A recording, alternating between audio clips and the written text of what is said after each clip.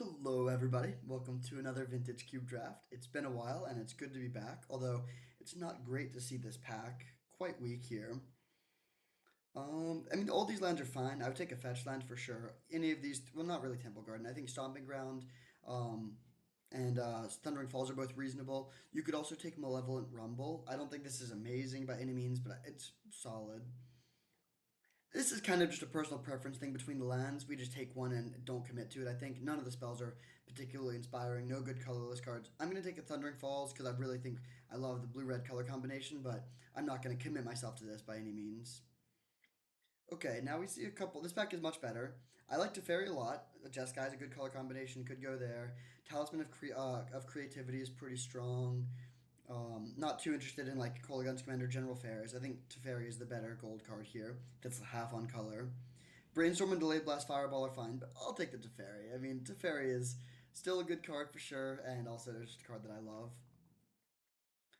All right, a lot of good stuff here. We could take Galvanic Discharge or Snapcaster Mage. I think those are the two best options. There's also Ledger Shredder, which is fine, but a little bit worse in my opinion. I think I'm going to take the Snap here. Very good with Teferi and also good in Jeskai. It's probably the best color combination for it, where you have lots of cheap stuff like Galvanic Discharge to flashback, and then you can pick it up with Teferi for extra flashback value in the later game. Of course, we do want to get the things to flashback. We need to get the cheap instant and sorceries, but Jeskai has plenty of cards like that, so we'll try to get that going. Um, Here I'm mostly looking. Well, there's a few things. Balance is probably the strongest card, but it requires a lot of setup, and we don't have a good setup for it yet. Could take it and pivot in that direction. There's also Jace, which is kind of like Snapcaster Mage in some ways, but I think I'm actually just gonna take a No More Lies here. Good cheap counterspell. It plays well with Snapcaster Mage. It also like we already have a Azorius card. It carves out this color combination a bit. And then we're passing three blue cards. We're probably just going to wheel Fairy Mastermind, which is not the most exciting, but I think this is the pick over Balance. Sorry to all the Balance fans out there. Pretty nice pack here. I'm looking at Days, Talisman of Progress, and Inspiring Vantage. Hmm.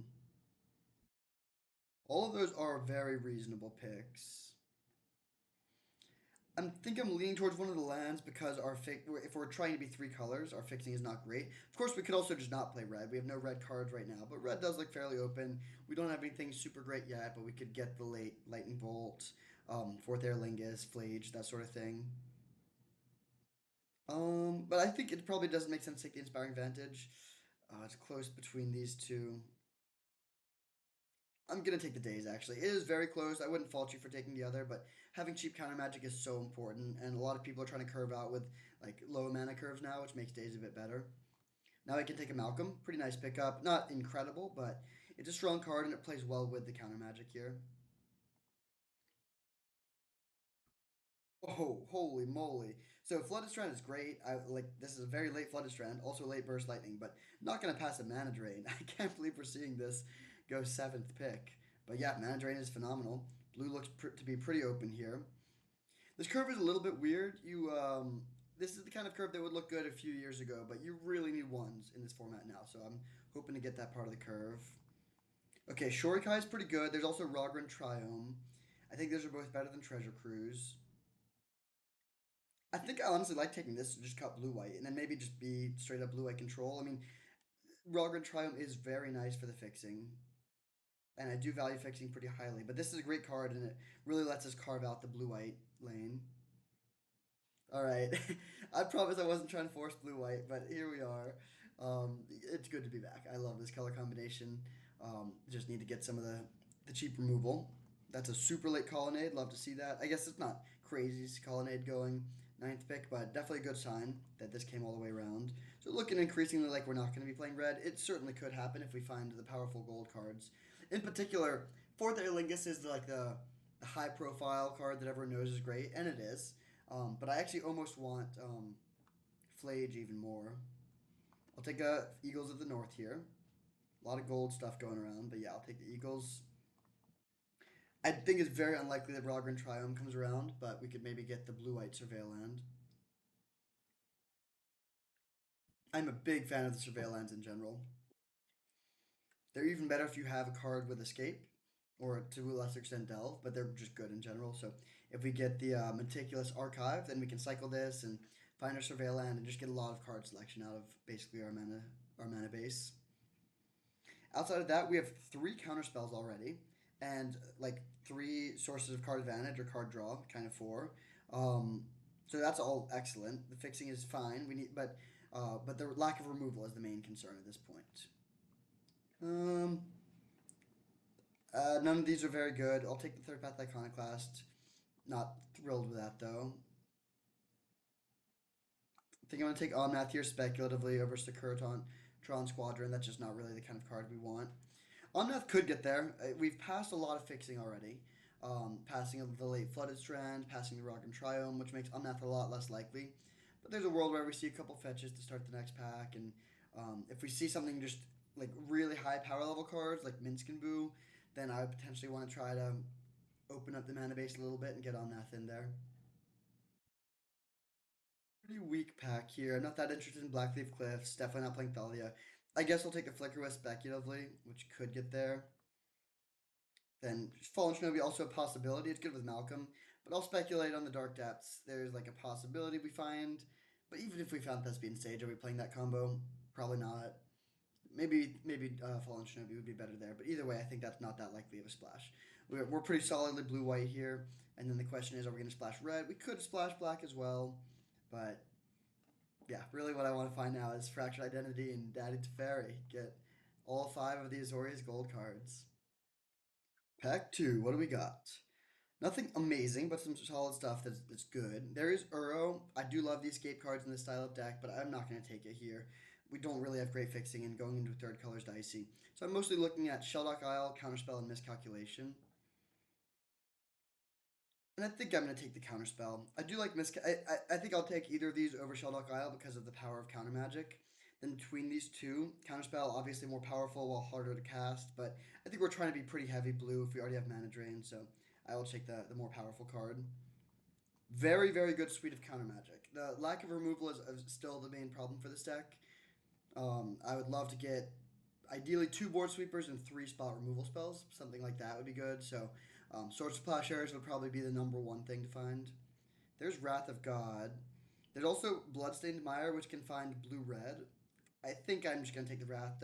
Prismatic Ending, Prismatic Vista too, but this is just such an important effect to have access to if you're gonna be like a slowish deck. Yeah, I'm just gonna take the Wrath. We could try to wheel it, but white actually didn't seem that open, and we were seeing more like white aggressive cards. So if there is another white player, I think they're more likely to take the Wrath and the Felia probably. If I had taken Roger and Triome, I would probably take the Bloodstained Mire, but we did not get that one. Getting a Wrath is great, of course. That really helps in a deck where we have excellent counter magic and card draw, but not good ways to catch up when we're behind on board. The strategy of just pass with mana up is very, very good when you're even on board or when you're ahead. But if you're behind, then these don't really do much, and so having access to cards that can bail you out from that position can go a long way. Would be kind of fun if you could have Wrath of God and Dam in the same deck.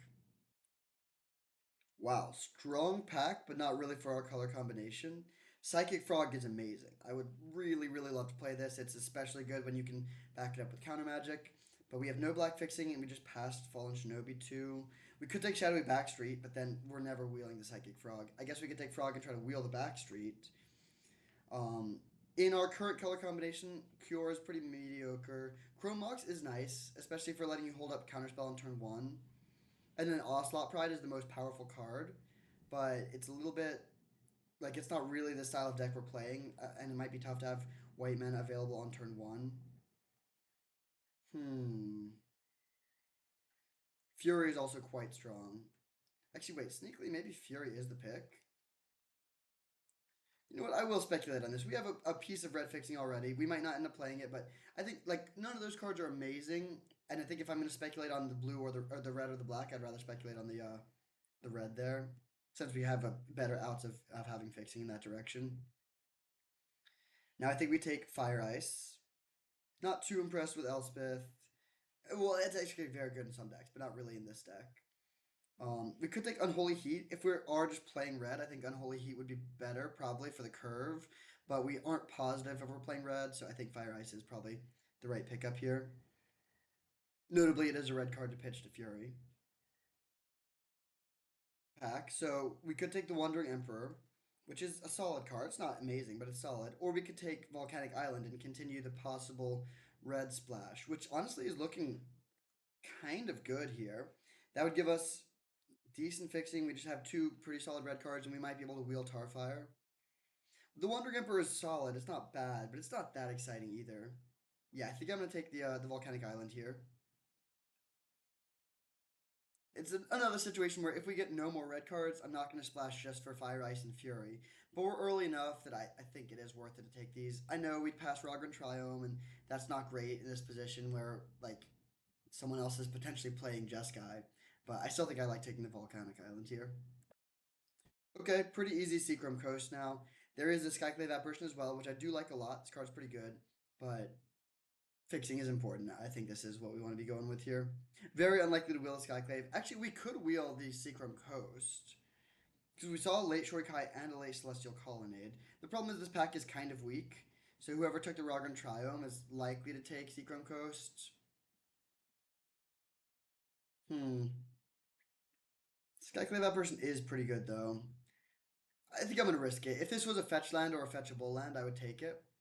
But I'll take this, and I think maybe like 30% chance we will Seachrome Coast, and if not, that's also fine. Not really the pack we want to be seeing here. Um, Giver of Runes is not really the direction we're going. We're pretty light on creatures. We could try to pivot in more of that direction, but then there's a couple pieces of fixing that don't help us. Mind Collapse doesn't seem great. I think I'm honestly going to take a Spell Bomb. It's not, we don't have that many synergies with it, unfortunately, but it's just like a flexible card. You can get it down early, and it's good against like Reanimator. It's good at just like buying you time in some matchups. Plays well with the counter magic. I'm not excited about that pick at all, but I think it is a little bit better than Giver of Runes. Wow, now we see Mother of Runes. Man, in hindsight, I'm thinking maybe we would have been better served to go in a more aggressive direction.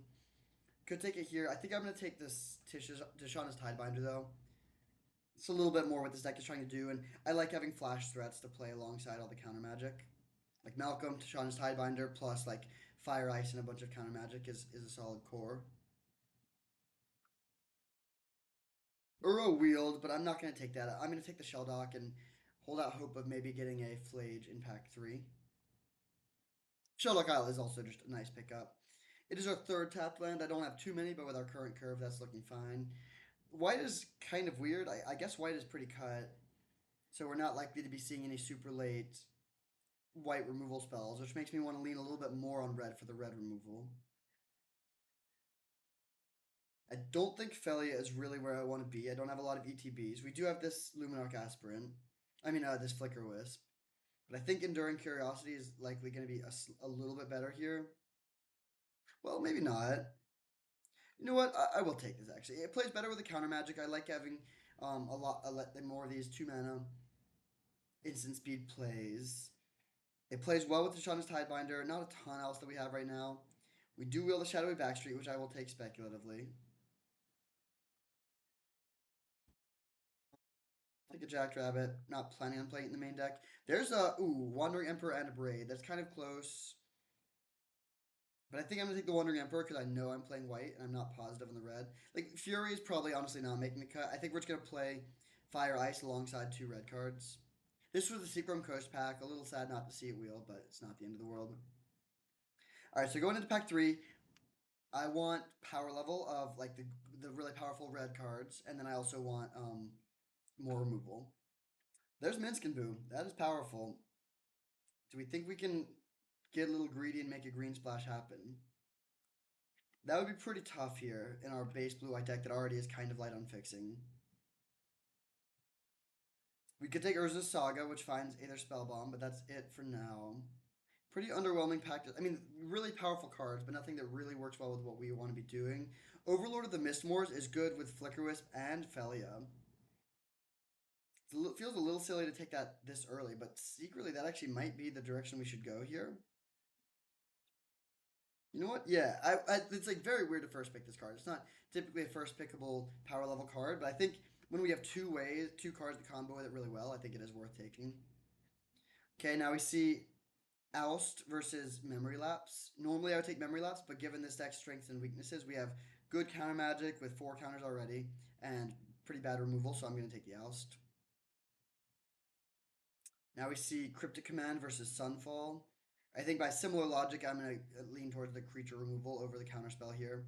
Even though Cryptic does play well with the Wandering Emperor. It's possible Cryptic will come around. Triple blue is pretty tough for a lot of mana bases. But I think I'm going to be taking the Sunfall here. Now we see Remand. Pretty nice pickup. Yeah, I'll definitely take this. I really do want to find a blue-white fetchable land because right now this Eagles of the North is not doing anything for us. This pack is not great. There's a Ketria Triumph, but we passed the Minskin boost, so we don't really need that. I think I'll take Containment Priest for the sideboard. Mana Tithe, the liability of taking Mana Tithe is that then we have Mana Tithe and Daze, so it's just easier for our opponent to start playing around that sort of effect. With that being said, I think it is still the pick. It's just a really good card. Brain Surge versus Lingering Souls. We do have a Shadowy Backstreet, but I think Brain Surge is pretty nice, honestly. I want a little bit more card draw. Rafine could be interesting, but yeah, let's just take the Brain Surge. Okay, we're running out of time to find Flage, and also running out of time to find our blue-white fetchable land, unfortunately. So the fixing is pretty bad here. I think I'll take the Prismatic Ending. Staff of the Storyteller has some synergies, but I think I'd rather just take the extra removal spell. So we could play this build. If we need to make cuts, we could also just cut this entire package and just like bring it in when we want to be more proactive. Then we are pretty light on actual win conditions, but I'm not too worried about win conditions. We've Colonnade, we have like, just beat down with the Wandering Emperor and stuff. I would say this is the core of the deck of cards that we definitely want to be playing. Well, Eagles of the North actually is just bad, I guess. We don't have anything to get with it. And these two red lands do help us because we have Fire Ice plus Prismatic Ending. First pack that's coming around now was bad before, still pretty bad. I think I'll take a Thieving Skydiver, which is okay. We don't have good, like a ton of artifact and enchantment removal. So being able to steal artifacts, this is a high upside card that we may or may not end up playing. Okay, I'll take a consider. Not amazing, but definitely not bad. Cryptic Command is the card we're really hoping to wheel. Usher of the Fallen, not really the direction we want to go. It's an interesting sideboard card.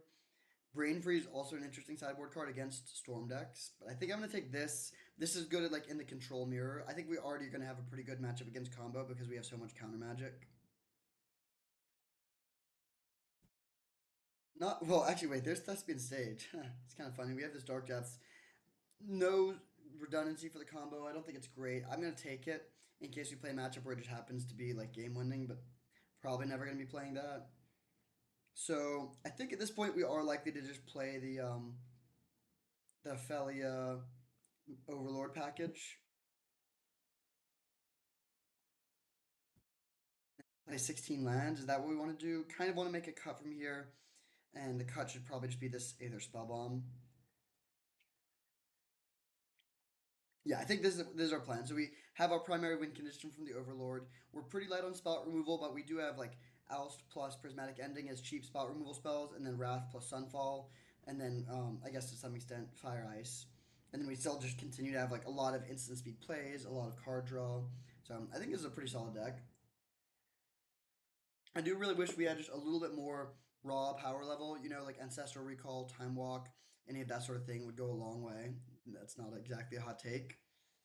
But I think this deck is still quite good, and it's going to be very, very good in any matchups where late Candelabra plus High Tide. But this deck will be very, very good in any matchups where counter magic is good, basically. Hyper aggressive decks could be a struggle, but if we play against any sort of mid range or combo decks, we'll be very well positioned. All right, so this is the build. We will play, let's see, this would give us 8 white sources and 9 blue sources. Seems about right. The fixing is definitely worse than I would like. Oh, let's add one more blue to support counter magic and mana or counter spell and mana drain. We do have a decent amount of double white as well. I think this still looks good though. We could play Lush Portico or Shadowy Backstreet just for the surveil. If we had fetch lands, I would do that, but we don't have fetch lands, so I think I'll try them like this. Deck looks pretty sweet. See you in round one. The play here for round one against Vincent Blankenship. This hand looks pretty excellent. I'll keep. No island, so we don't have days available on turn one, but that's not really a play you want to be making anyways. Play the Shelldock Isle. Not a great hit, but I'll put a Snapcaster under there. And pass. This is like, if they don't have a big play on turn one, we get to hold up Remand, Days, plus Felia, then we're in a great position. If they play turn one Ragavan, I will cry. Luckily they don't. Oh, we could have answered the Ragavan anyways. But yep, we'll pass. Very good interaction in this hand. We just want to buy time until we can find one of our sources of advantage, like whether that's Overlord, Teferi, Brain Surge, something of that nature.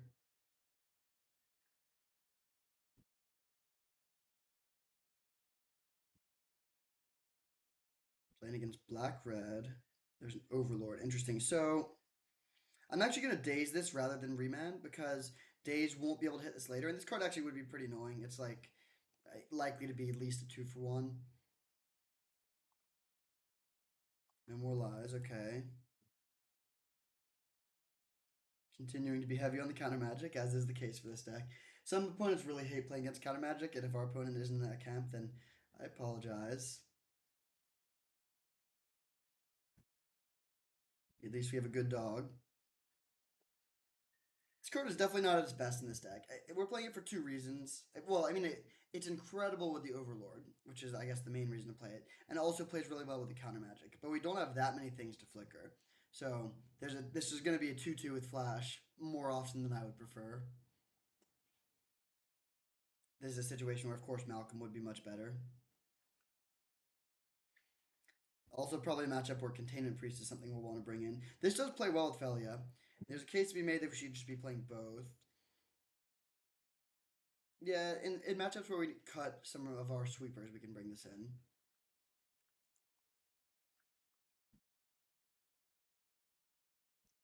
Go. Alright. I will jam the Felia. If they avoid kill it, so be it. I don't think it makes sense to hold here. Sure. That's a 1-for-1 trade that I'm okay with. Alright, planes go. A little strained on blue mana here, which will happen sometimes in this deck. Overlord. I think I will top this. I'm not going to play it here necessarily. It depends on what we draw, I guess. I would love to be able to play Overlord with counter magic up soon-ish. If oh, what is this? Holgun's Command. Fair enough. I think I'm gonna discard the Oust.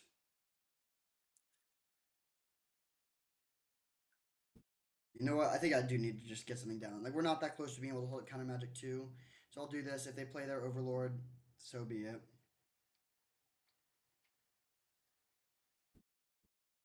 If they oh, they just what? That seems like a preemptive concession, but I'll take it. So up a game weirdly. Playing against Black Red. Let's bring in the Containment Priest. I wish we had more Graveyard Hate. Um, could cut Wrath of God. I don't think I want to do that though. Hmm. Not really sure what to cut here.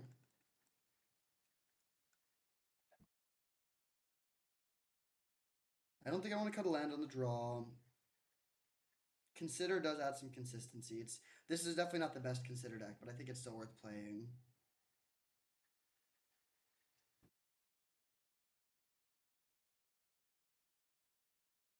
I guess I'll cut the Flicker Wisp. It is like it's good with Containment Priest and it also is good with Overlord, but it's not that important of a card.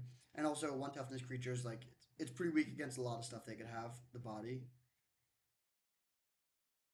It's also probably just like our weakest card. Wow, when I started recording this video, it was beautiful and sunny, and it's pouring rain now. I almost went for a run before recording, and I am very happy in hindsight that I did not.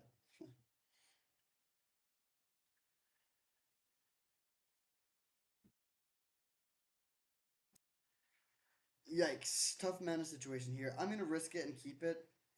I mean we do have two lands. We have Malcolm, which can help loot, and a lot of white sources in our deck. But this hand certainly has a fail case. Would love to see no relevant plays in the first couple turns.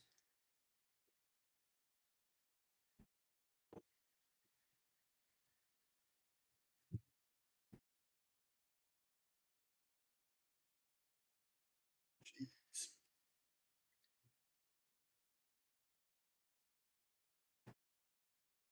Okay, pretty happy to see a surveil land here. No play. We draw Brain Surge. Okay. I think I'm just gonna hold up Malcolm rather than go for the ice here. That potentially gives us more, just more looks at finding another land. So we have 15 hits out of 31 cards. Wow, one of the harder rains I've seen in Chicago. I hope it's not too loud for y'all.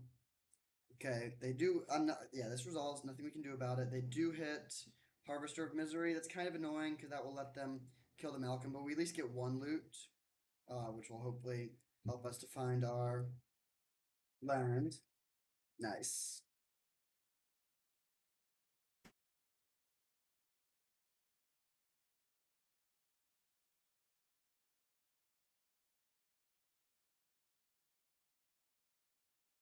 Gonna play Teferian Plus here.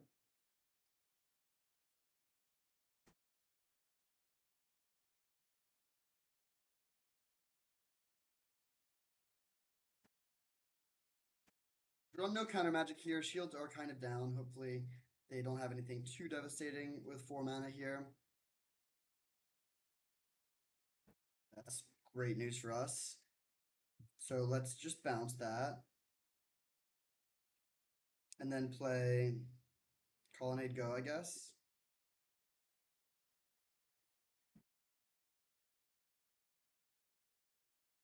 I'm debating if I want to use Fire Ice here to tap one of their lands.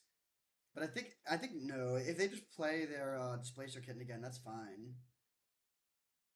And I'm hoping to go Brain Surge in a turn. We could also just go Containment. Brain Surge is actually quite bad here when we have relatively few shuffle effects, but I think it's still worth it. That's annoying, but it's fine.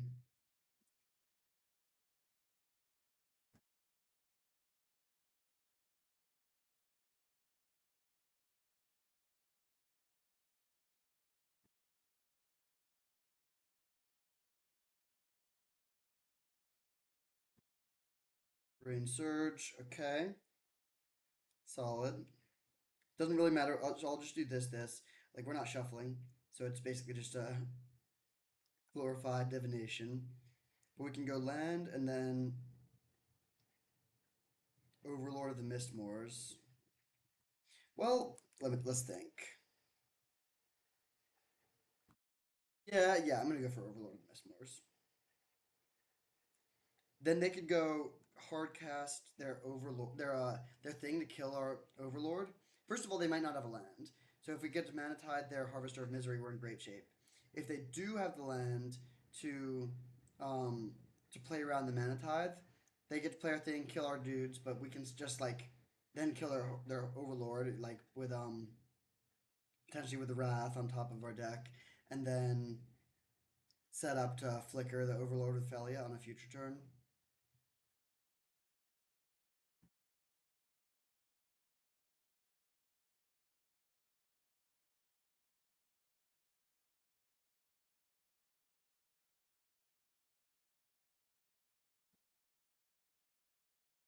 I am 80% sure that Containment Priest would not stop them flickering their Overlord. Not 100% sure.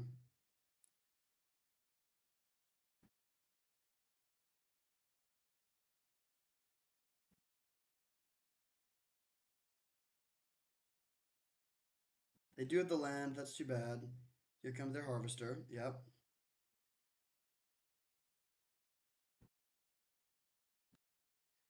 Kind of like just tapping this actually with Fire Ice this turn.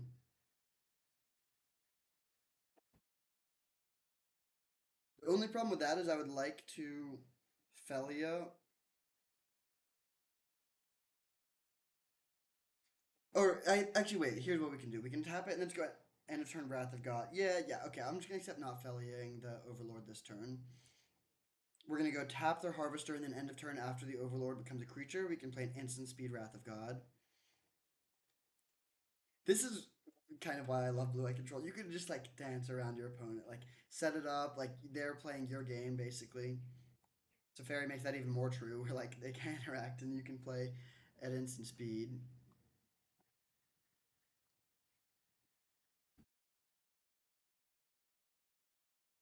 Good draw. Best case scenario, they just play their kitten, and then we can sweep all three of their big creatures end of turn.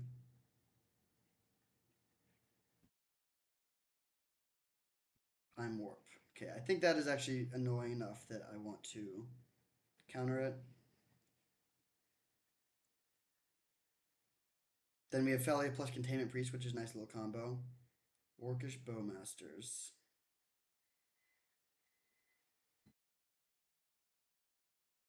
Okay, let's just actually let this resolve and then go for the sweeper. I'm not gonna use my extra 2 mana. This is fine.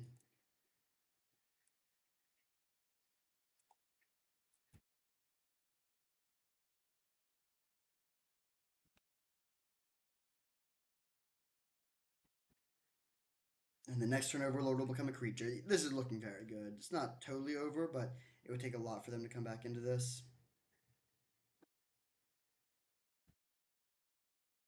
They're holding Kitten plus 2 unknowns.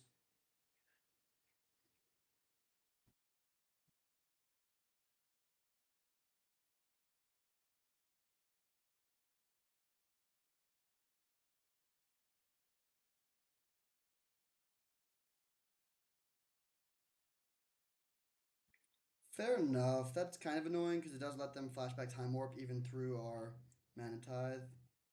It's not that good though. I mean, it's a 2/1. Like they get to attack our Teferi. So be it. Also minor but relevant. That's now out of their graveyard, so they can't recur it again. I'll let the Teferi take the hit. Not going to trade this with Felia. And then if they go for like Displacer Kitten into Flicker Snapcaster Mage, we can play Containment Priest to stop the Snapcaster from coming back into play.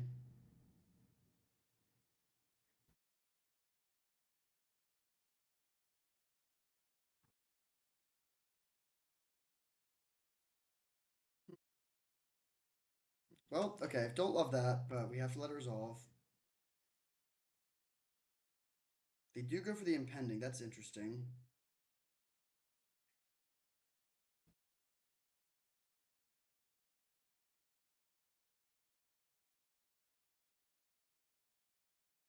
Okay, they have Kitesail Freeboot. I mean, they have a lot of choices they could get here. They do go for the Freebooter, which is not too good here. Our hand is mostly creatures, actually. So they can take our Mana Tithe, and then we're going to go for just the Thalia Containment Priest combo here to start picking away at the things. Also, keep in mind Overlord will become a creature here.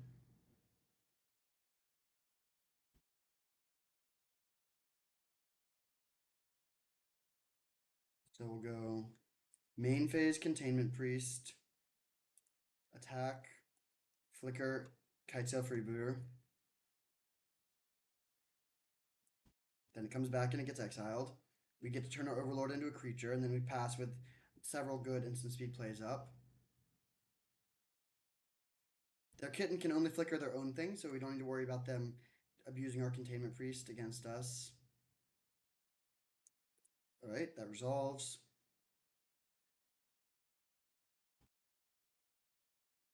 Baleful Mastery.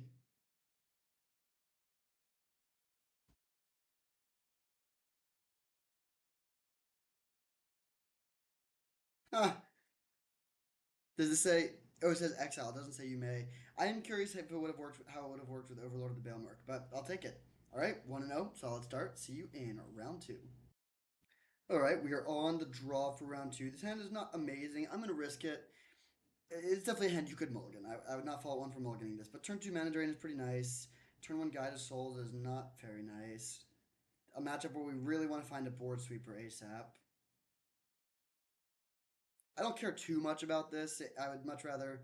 Okay, give a rune. Also, honestly, don't care too much about this. Like, these creatures aren't going to be pressuring us too quickly.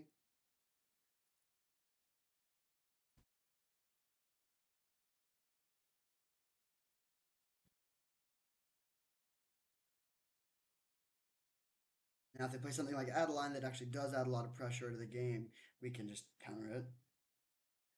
Not that we have any use for the mana drain mana, unfortunately.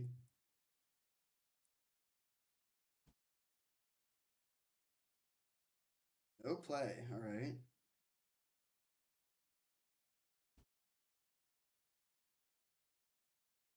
Shorikai was an excellent draw. Probably one of the better ones we could have found, honestly.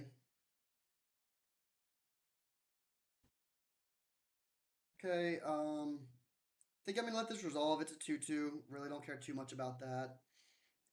They're very far away from playing the back half. I do, if they don't play anything on their turn here, it will be kind of annoying, but if we're able to mana drain a 3 drop or something scarier, then that would be huge.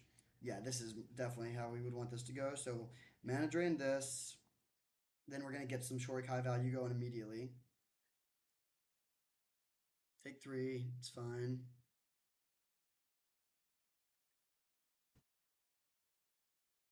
So we'll go Shorikai, then activate.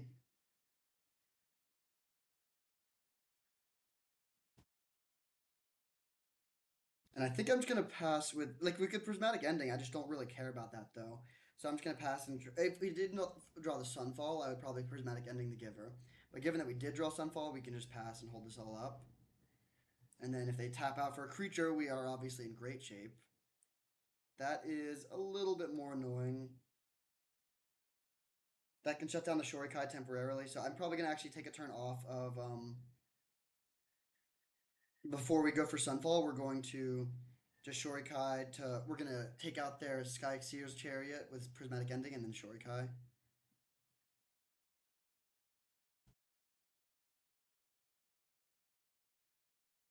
I'm actually gonna block here to preserve life total. There's an argument to just taking it, but I don't think it's gonna prevent that much more than 2 damage later.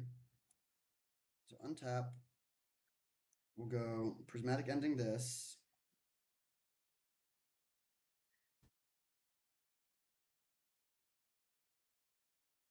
I don't think there's that much of a point in main phase Shorikai here, so I'm just gonna pass and have more information later. Okay, this. Oh, forgot that they could do this. But I guess now I'm just gonna go for the Tishana's Tidebinder.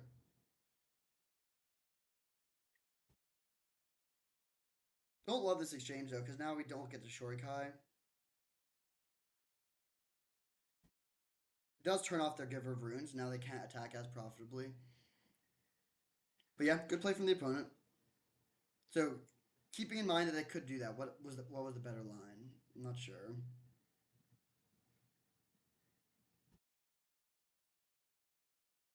I will just take this. We could block, especially if we're going to be fumigating either way, but I'd rather sort of delay that now that we have the possibility of it. So let's Shorikai, loot.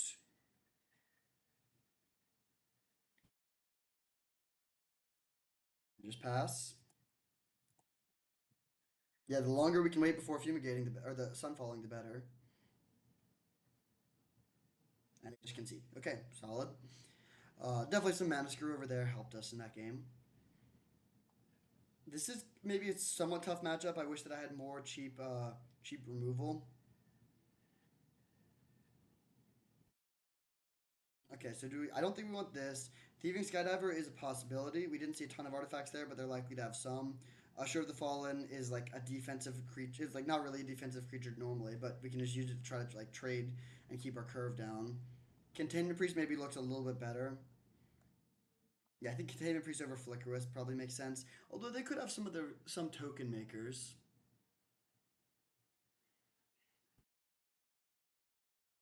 I don't think I'm that excited about playing Flicker Wisp here.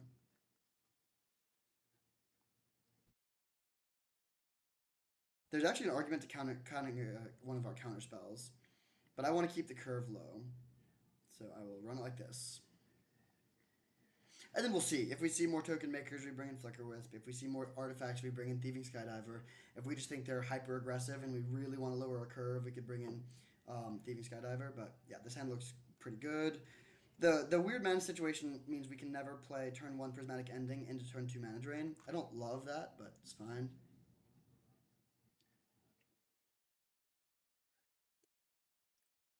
Okay, if I had not drawn an island, I would consider just prismatic ending on this, but again, I just don't really care that much about Guide of Souls in this position, and I would rather be able to play Mana Drain on turn 2.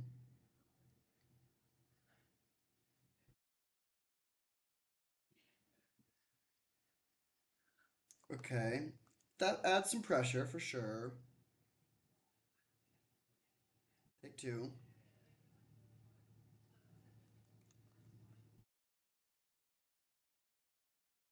Do need to find another white source for the Sunfall soon.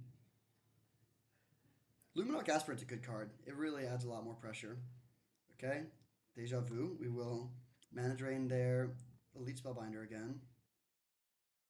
Take 4.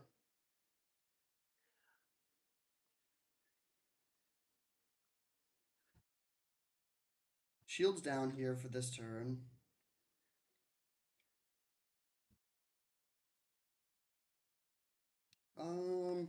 These cards are all decent, honestly.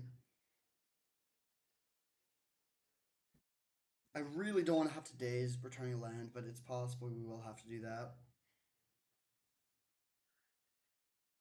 I think I'm gonna discard Consider actually, even though Consider we could cast it this turn, and that would be solid. But like everything else we have is what we want. Like we're gonna discard a counterspell, then consider looking for another counterspell. Obviously, that's not super reasonable.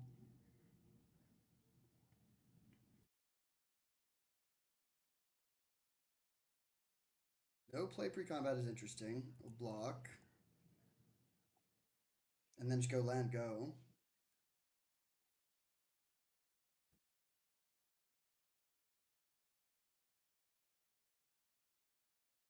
What is going on over there? Otari. Okay, so if we let this resolve, we take a lot of damage. I don't think that's really feasible. So I think I'm gonna go. I'm gonna start by drawing here, hoping to find another land. Oh, we don't find another land. That's a little gross. Okay, I'm gonna discard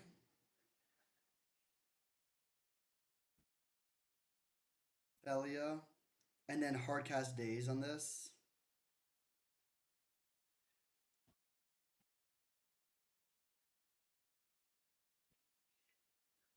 And then we're hoping to find a land. If we don't, um, an untapped land. If we don't, we can just go. Actually, maybe even either way, we just go Prismatic Ending, take out the Guide of Souls.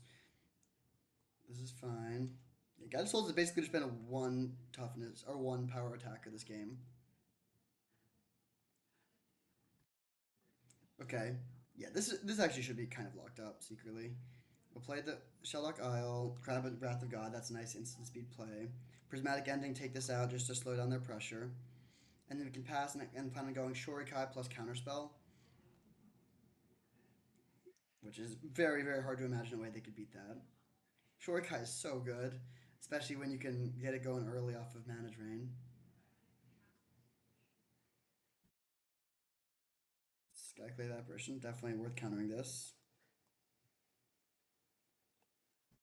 Then we can chump block this to preserve our life total. Guess I discard land. I don't hate drawing a land, but I think the other cards here are more important. Colonnade, perfect draw. Um, let's just pass. Holding up no more lies plus snap mana drain if we need it. I think I'm just gonna. We have a lot of possibilities. I think there's actually no way to lose this game. Um, I think I'm gonna just chump block for another turn here.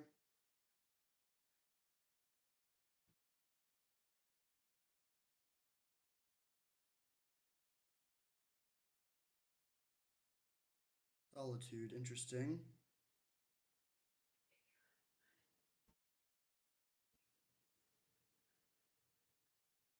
Okay, I'll let this resolve, and then I'm just gonna Wandering Emperor to take out the Luminarch Aspirant. And again, this is a situation where there's not really any losing lines.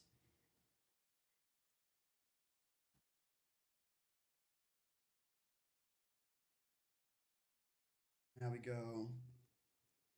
Um, I want to continue holding up No More Lies, so we'll go 4 mana. Overlord with impending, make some dudes, grow one of the dudes, and they concede. All right, very smooth start. This deck has looked great. I mean, granted, I feel like our opponents haven't had that impressive of draws. I mean, with that being said, they did kind of curve out well. Maybe the key is just for us to always draw mana drain into Shorikai. But yeah, yet to drop a game. I will see you in the finals. For the finals, here we are on the play. We get to go first, which is a huge advantage, and we have a solid hand. Not amazing.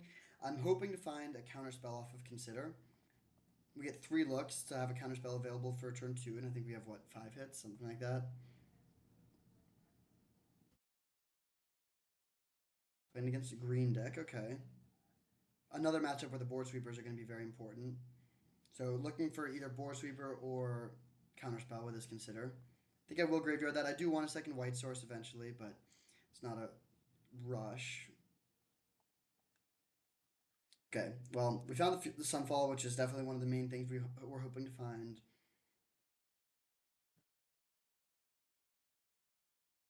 Playing the Overlord package, I would be worried about having milled the Colonnade and drawing Wandering Emperor here. Just a little worried we would run out of win conditions, but I think we should be okay.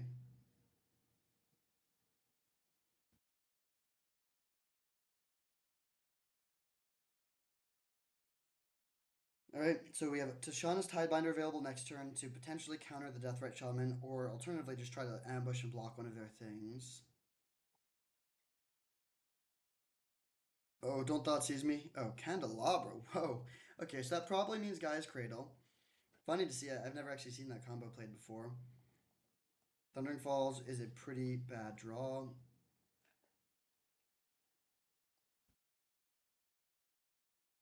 A lot of fun, fancy lands over there.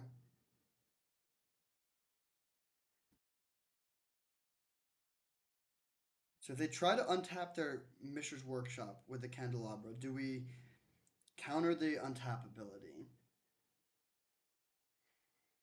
That depends somewhat on what we think they're going to be ramping into. So they could have 6, 7, 8, 9 mana. I mean, what is that even playing? Like if they have something like Triplicate Titan, it'd be kind of bad. If they have Mish, I think I'm actually gonna. And no, I'm gonna counter that. It's just a little scary to give them so much mana.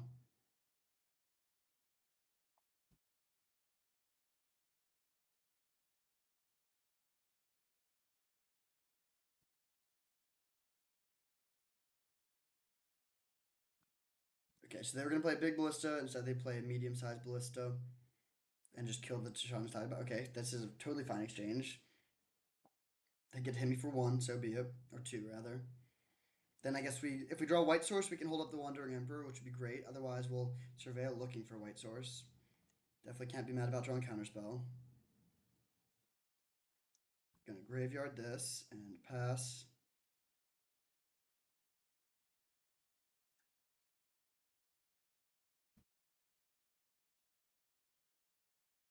Whoa, okay. Sure. I'm not gonna counter this. It does mean they can save something when we play Sunfall, but I'm expecting another bigger play here, and that is what we're gonna be countering. Yeah, Urza definitely do not want this to resolve.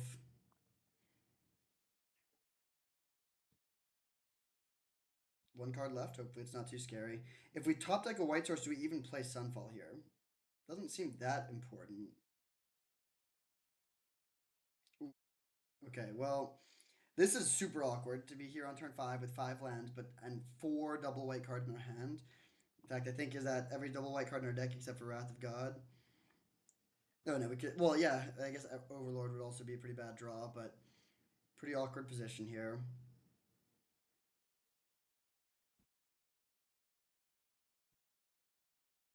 We can do about that. This would be a pretty painful one to lose, where we've been able to control them so effectively, but then just like die to our mana base here in the mid game.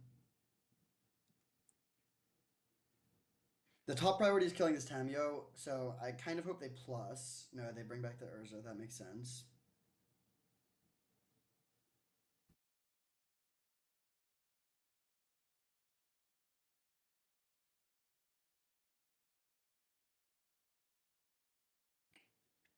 Take 2 again. Please give me a white source. Nice. Okay, so there's a few ways we could do this. What's the best one?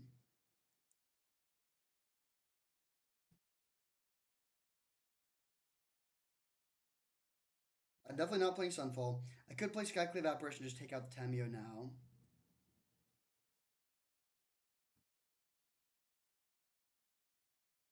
Could Skyclave take out like Candelabra?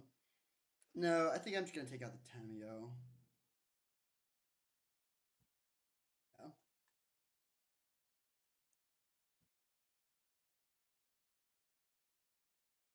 They could be playing Uro. Like I just don't really want them to keep the card velocity going. We're just trying to cut their resources as much as possible. And then it can flicker our Skyclave Apparition at some point potentially and take out another target.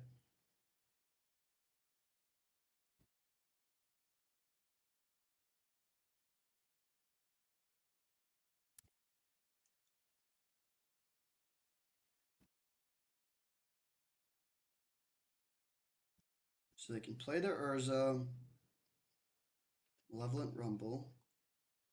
Okay, not very good hits here. I guess taking. I don't even know what they take here.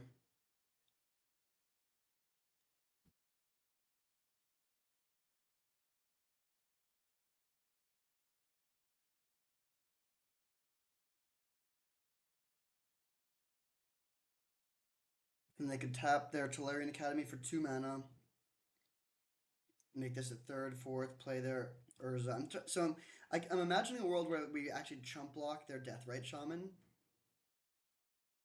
Because then the Deathrite Shaman, then we can also scoop up the 4/4 token. If we do end up going for the Sunfall here, they're going to play their Spell Bomb.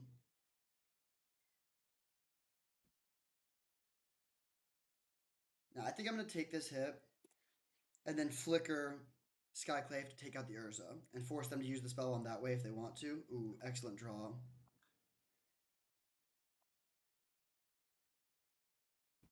I just want to get rid of the Urza for good. That's a pretty high priority here.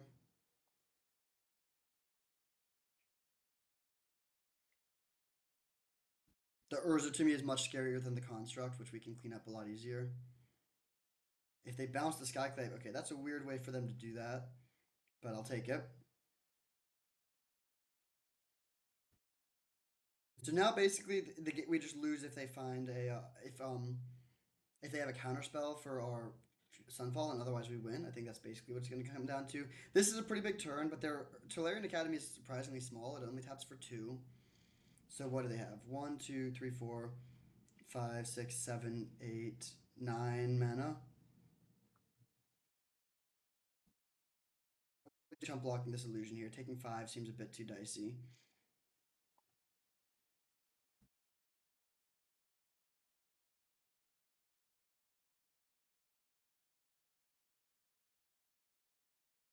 So now I assume they maybe spin Urza.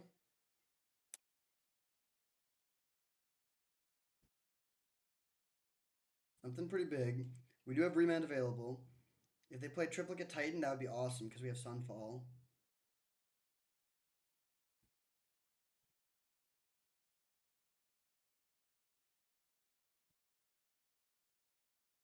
So they can untap both their Academy and their Mishra's Workshop here. Or just Academy, sure.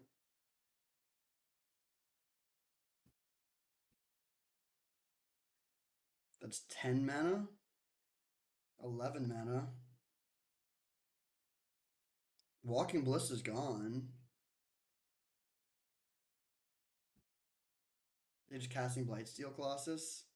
That'd be kind of funny and great news for us. I wouldn't even want to remand that, I think. Oh.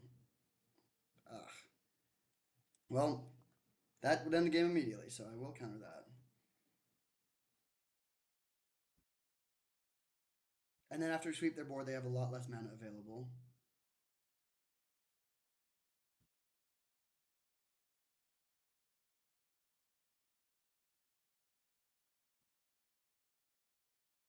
Sure.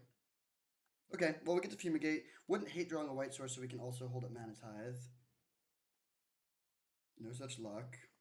Or Sunfall. I keep on mixing those two up. But yeah, we'll do this, take all their stuff. And now they just don't even have that much mana. Tolarian Academy taps for 1. They have 1, 2, 3, 4, 5 mana. That's it. So they really can't go for Upheaval.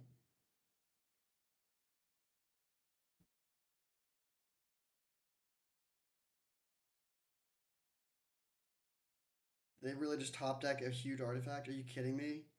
That is very frustrating.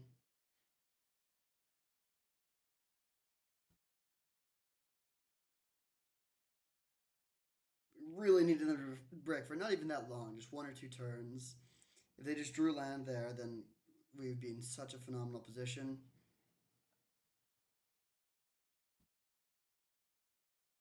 They pass. Amazing. Let's draw a white source. Oh, such a bad one. Okay, so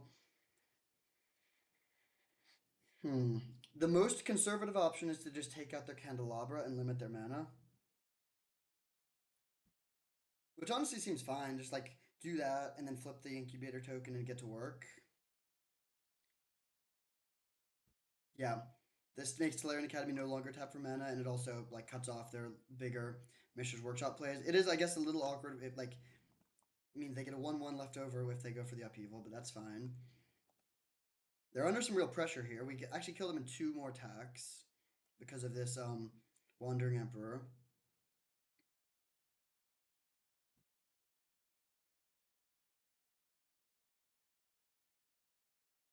That doesn't do too much other than buy them a turn. Oh, come on. Are you serious? That's incredibly frustrating. Okay. Well, yeah, the Oko into balance top decking will be enough to win this game. Frustratingly. Land.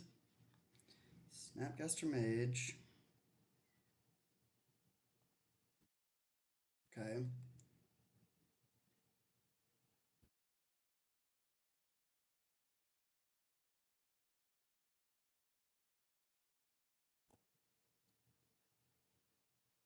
Good to know about both balance and upheaval. This should be a fine matchup because of our counter magic, but still scary. So, okay, they can go. They elk that, sure.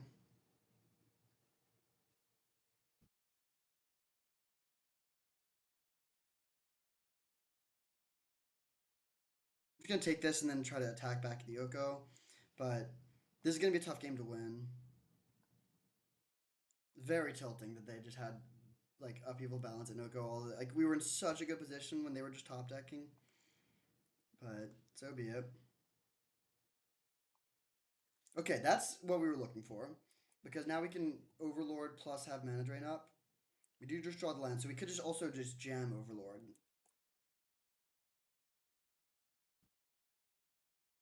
Can't manifold key anything here. Yeah, I think I'm gonna let them jam the Overlord. I'm just gonna just play the Overlord so we are actually ahead on board. I don't want to just like be holding up mana drain and then die. So we do this to pressure their Oko as much as possible. They can Elk our Overlord if they want to, but we still have a pretty good attack. They don't even have that much mana. They can go. Okay, so now the 2, 3, 4, 5, 6 mana. They can't play any. Oh, that's another pretty solid top deck for them actually, because it gives them extra mana and something to play post post upheaval if they go for upheaval now.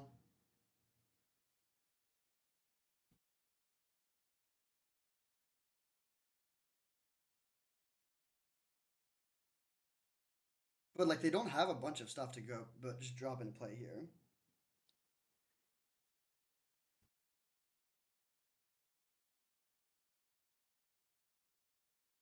Our other option was just to play impending the Overlord and then hold up mana drain. I think that would be worse. It's close though.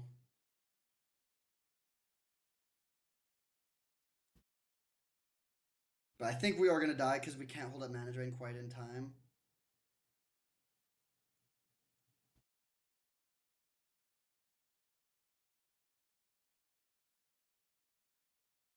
Yeah, they have exactly enough mana to play Oko 1 turn before we can hold up mana drain, which means that they can win. Crazy first game here of the finals.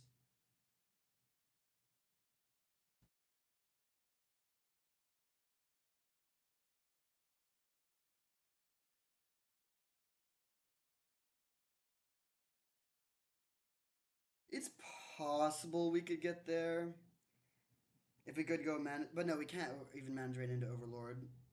Okay, yeah, weird matchup. Balance and upheaval are good to know about. We should be very sparing with our counter magic and save it for when we really need it. But I do think this Oko is going to be too tough for us to beat.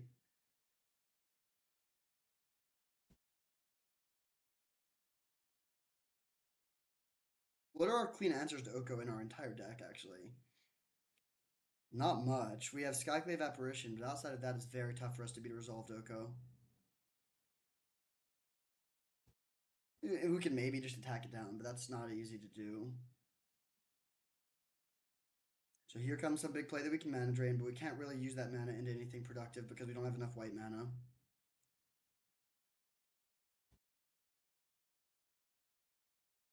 I will counter this.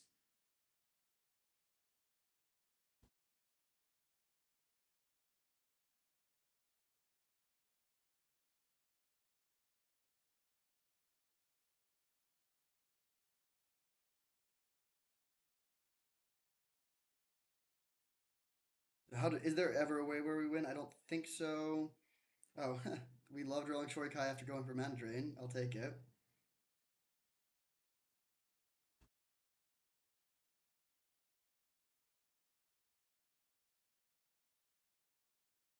That daze would have been huge a couple turns ago.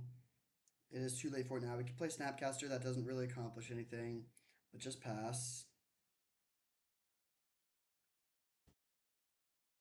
We do have a Wrath of God in our deck, which we could hit off of this Sheldock Isle.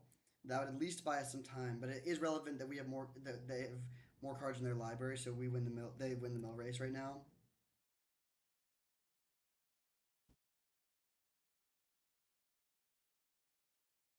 They also have a top card that they like, which is pretty scary.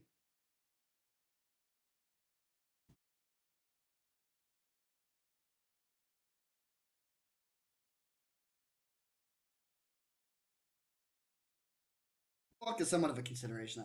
I'm not the kind to generally go for clock wins, but like they've used 12 of their minutes here in game one. It's been a long one. I don't actually think they're playing that slowly, but whoa, using manifold key here? That's a little weird. They make their thing unblockable, okay. It's a strange play. We are at 2 though, of course.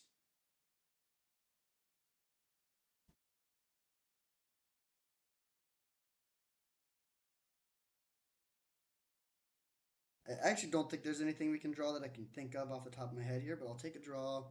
We'll see. Prismatic ending. Oh, huh. Okay. So that does answer the Oko.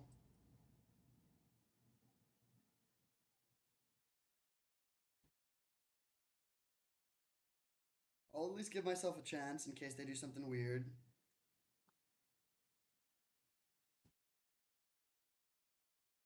Like if they click through their attack set for one turn, actually we are maybe low key winning. The manifold key means that they can just win here. We don't have Solitude in our deck. It does make me feel better to have the to have the prismatic ending as a second answer to the Oko. In addition to just like die, we have a counter magic is I guess our plan A. But okay, so we lose game one, very close one, and a frustrating one. I think we were like 80% to win at the point where they were top decking, and then they just top decked quite well. But so be it. Let's bring in Thieving Skydiver for sure. Anything that we don't want. Some of these sweepers aren't super exciting, but I think it's still worth playing. I definitely want the counter magic.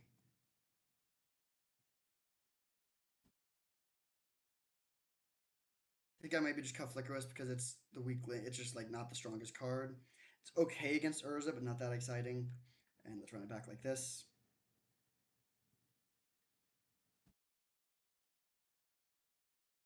Balance is a good one to know about. Maybe we actually play Spellbomb.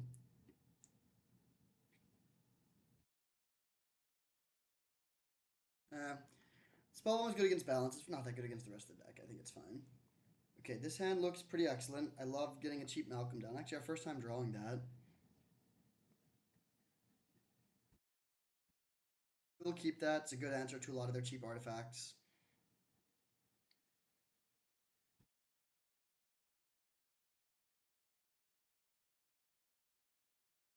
You got the Candelabra on turn one again. Oh, sure, yeah. Not gonna daze this for sure.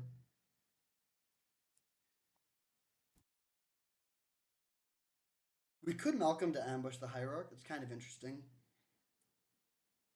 Don't think it's worth it to go for that line though.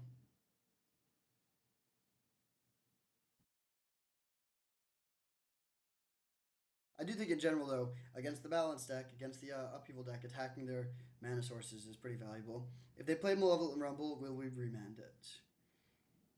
I think so. I think slowing them down is good. It's also possible this makes them miss a land drop. Not super likely, but that would be pretty big. Urza's Saga, okay.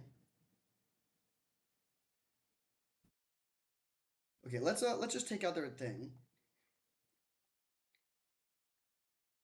Getting rid of this Hierarch is good. It might mean that they can't make Saga tokens if they have to play Malevolent Rumble first now.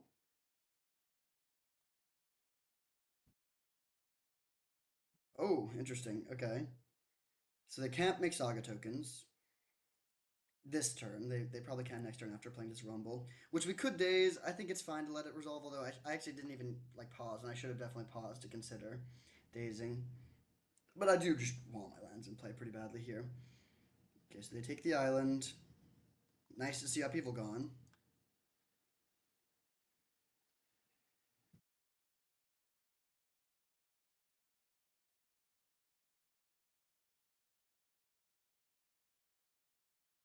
Okay,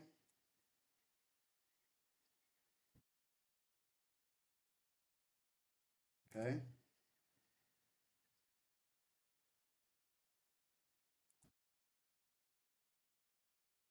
Interesting. Yeah, I'll play that. Shorikai or Wandering Emperor. That's pretty close. I think I like going for Shorikai slightly more here.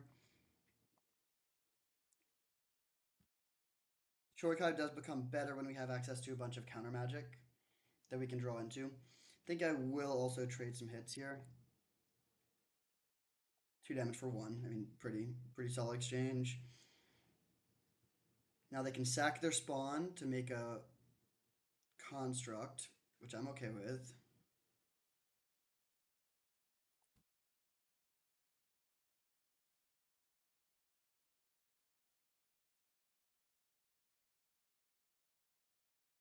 Too bad to see Mox Opal. I actually don't even really want to play Malcolm here because I'm planning on sweeping the board, and I'd rather have Malcolm to play after sweeping the board.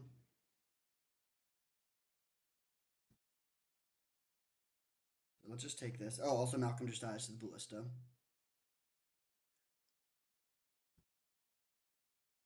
Prismatic Ending, nice draw. I'm gonna use that to go after their Mox Opal. Just whoops, just attack their mana as aggressively as possible.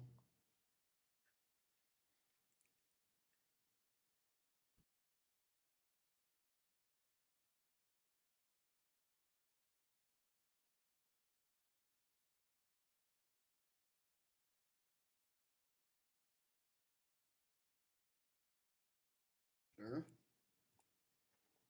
The classic float mana do nothing. I guess they could crack the spell bomb, but that seems pretty weak. All right.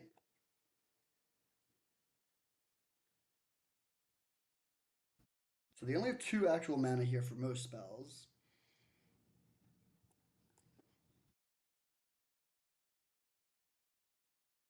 I think I'm just gonna take 3 and do nothing this turn. Portal of Phyrexian into the graveyard. Okay.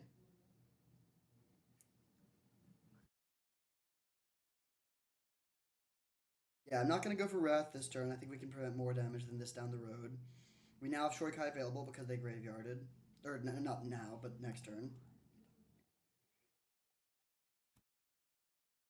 The Shaman's Tidebinder is kind of a nice pickup. The main thing I'm afraid of is balance here. Not that it's even that devastating in this current position, but it's going to be good soon. Shifting Woodland is interesting. It's pretty good with Urza's Saga. Okay, I think I am just going to go for this.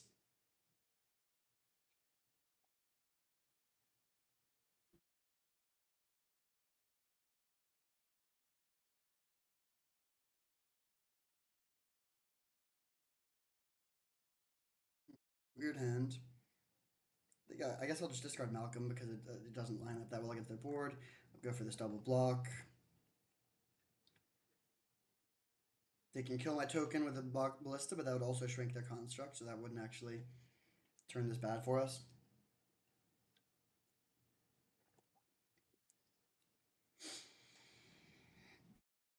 Do need to eventually find some more lands. Here comes the coveted jewel, which we will no more lies.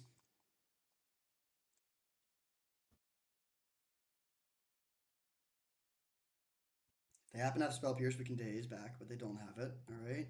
Untap. Deviant Skydiver is a good one, but it's not great yet. Come on.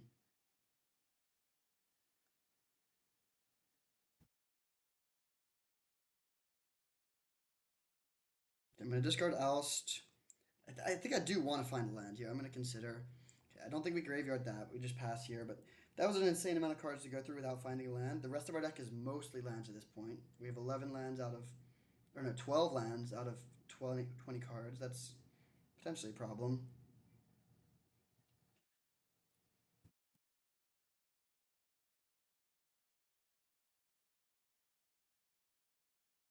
I'll block here. If they want to sink 4 mana into this, we can just Ashana's Tidebinder.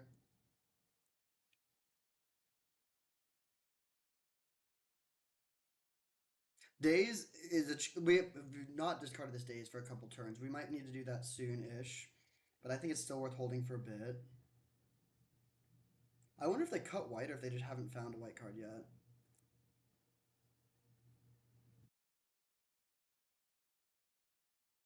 There's the land. So let's go to Fairy. Plus, I think.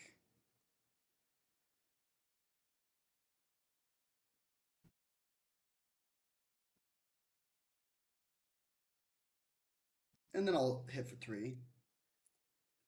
Do need to push damage. We're not that good at doing that in this deck.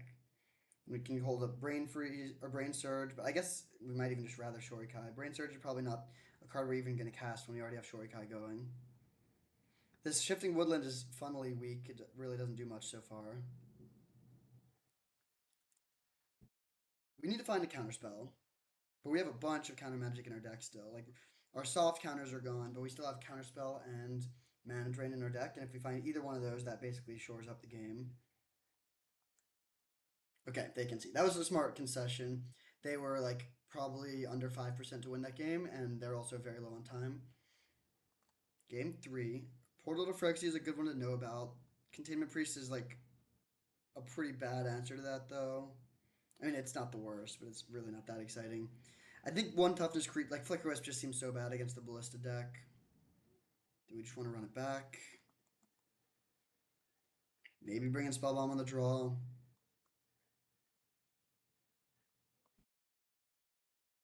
Howling Gates of Madara is kind of interesting also, but I think it's not worth it with all our like color intensive cheap counter spells.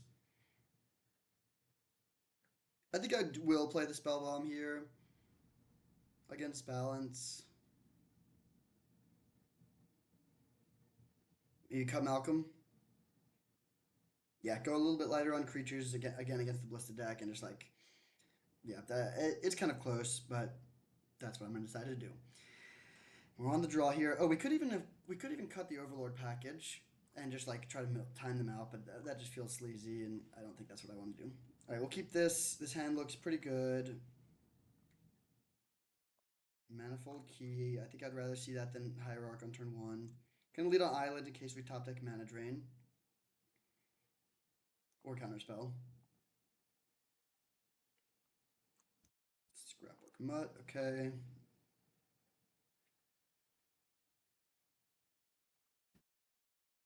So hopefully no Tolarian Academy. That is already a mana positive, and it's only going to get more so.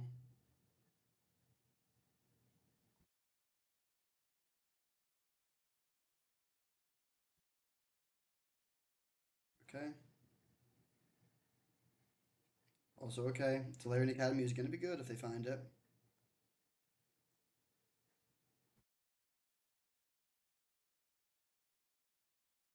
I'm not going to go for anything yet. I'm just going to save that for something better. Swing for 2. Flicker. Spellbomb.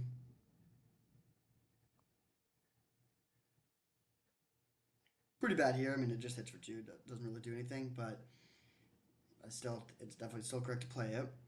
Then we have Remand to stall, and then Brain Surge to try to find more hard counters. Displacer Kitten, interesting. I think it is worth it to remand this. In general, if you can remand a 4 drop, that's like a good exchange. We could, of course, hold this instead. Ooh, okay, drawing Mana Tide is kind of interesting. So, oh, okay, let's just go for that. Yeah, definitely going for that.